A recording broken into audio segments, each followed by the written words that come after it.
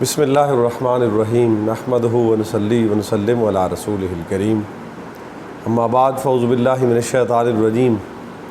آپ مشاہدہ فرما رہے ہیں ہمارے یوٹیوب چینل کا ڈاکٹر محمد بلال دانش کے ساتھ۔ سب سے پہلے سامعین گرامی اعتذار معذرت اپالوجائز کرتا ہوں آپ سے کہ درمیان میں انٹرنیٹ کی بندش اور ملک کی حالات کے پیش نظر آپ سے رابطہ رکھنے میں کوتاہی ہوئی، تو آج سوچا کہ کیوں نہ اس کو دوبارہ سے احیاء کیا جائے اور ایک ویڈیو فارم میں آپ سے بات کی جائے۔ تو آج کا جو ہمارا موضوع ہے وہ خالصتاً ایک مذہبی اور دینی اللہ کا حکم ہے اور اللہ کی پسندیدہ شے ہے۔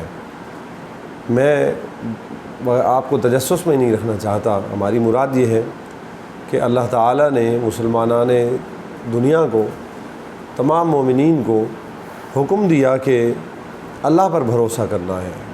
اردو میں اس کے لیے بھروسہ کا لفظ ہے اور عربی زبان میں اس کے لیے توکل کا لفظ ہے۔ قرآن مجید فرقان حمید میں اللہ تعالیٰ فرماتے ہیں وَعَلَىٰ رَبِّهِمْ يَتَوَكَّلُونَ، اہل ایمان وہ ہیں کہ جو اپنا ساری کی ساری کمند جو ہے وہ اللہ پر ڈالتے ہیں۔ توکل کیا ہے یہ جاننا بہت ضروری ہے، چونکہ عربی زبان بہت گہری ہے اور اس کی گہرائی میں اگر آپ اتریں تو اس کے الفاظ کے اندر بہت ڈیپتھ ہوتی ہے۔ توکل دراصل وکلا یوکل موکلاً اور تفعول کے وزن پہ کسی کو اپنا کامل وکیل، اور وکیل کی اصطلاح جو کہ دنیاوی ہے پھر ابہام پیدا ہوگا، کسی کو اپنا سب کچھ سپرد کر دینا۔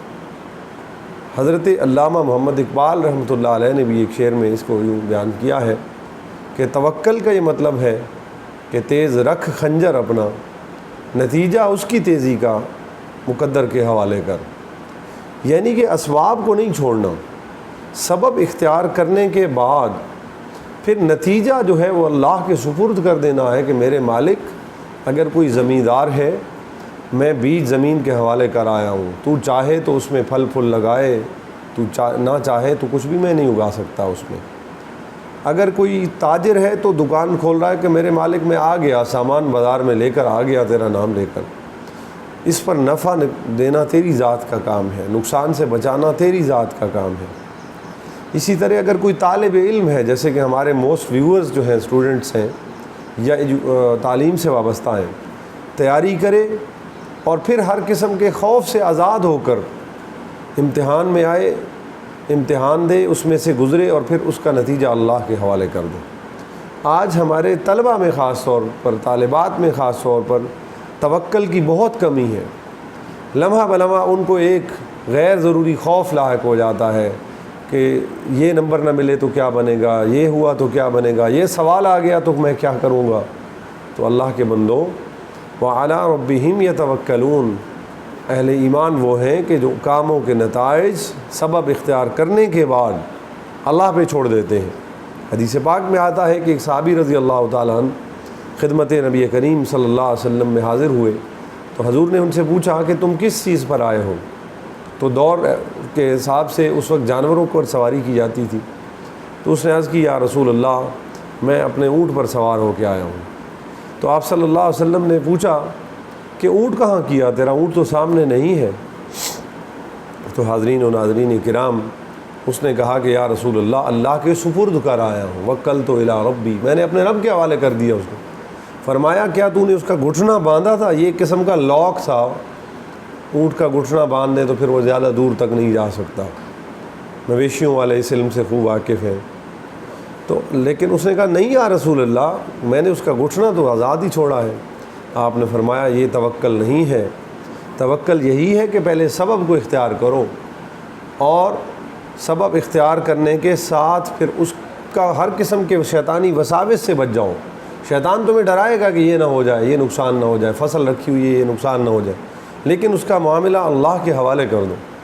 اب جب تم سپرد اللہ کر دیا، ذمت اللہ میں لگا دیا، اللہ ایسے نبھانے والے ہیں۔ دنیا میں آپ کسی کی چیز سپرد کریں تو بہت اندیشہ ہے کہ بھول جائے حفاظت کرنا، بہت اندیشہ ہے کہ غلط ملت ہو جائے، لیکن رب العالمین ایسا پہرا دیتے ہیں۔ اس کی کئی مثالیں ہیں صحابہ کرام علیہم الرضوان کے توکل کی۔ ایک صحابی رضی اللہ تعالیٰ عنہ اپنے گھر میں کچھ وظیفہ کر کے آتے تھے، ذکر اذکار، تو راستے میں کسی نے انہیں کہا کہ آگ لگی ہے آپ کے گھر میں، تو فرمانے لگے نہیں، آپ کی آنکھوں کو اندیشہ ہے، آپ کی آنکھوں کو غلط فہمی ہوئی، میرے گھر میں آگ نہیں لگ سکتی کیونکہ میں اسے اللہ کے حوالے کر کے آیا ہوں۔ وَمَن يَتَوَكَّلْ عَلَى اللَّهِ فَإِنَّ اللَّهَ فَإِنَّهُ حَسْبُهُ، جو بندہ خدا پہ کامل توکل رکھتا ہے وہ اللہ اس کو کافی ہو جاتے ہیں، اور اللہ کیا ہے؟ فَإِنَّ حَسْبُكَ اللَّهُ۔ قرآن مجید کہتا ہے کہ اے حبیب ہم آپ کو بھی کافی ہیں اور مومنوں کو بھی کافی ہیں۔ آج کمی ہے اس بات کی، ایمان جب پختہ ہو جاتا ہے تو توکل بڑھ جاتا ہے۔ رزق کا توکل اللہ پہ رکھیں، صحت کا توکل اللہ پہ رکھیں، جو آپ کے ساتھ زندگی میں معاملات ہیں، دشمن کا خوف ہے، اللہ پہ چھوڑ دیں، اللہ آپ کی حفاظت کرنا جانتے ہیں۔ کئی ایک جو جتنے مسائل ہیں، دنیا ڈری ہوئی ہے، یہ نہ ہو جائے وہ نہ ہو جائے، اندیشے ہیں، وساوس ہیں، خوف و خطر کی فضائیں ہیں، لیکن اگر ہم اللہ کے حوالے کر دیں معاملہ، شرط یہی ہے کہ وَمَن يَتَوَكَّلْ عَلَى اللَّهِ فَهُوَ حَسْبُهُ وَإِنَّ اللَّهَ بَالِغُ أَمْرِهِ۔ اللہ تعالیٰ ہر کام کا اندازہ مقرر فرما چکے ہیں۔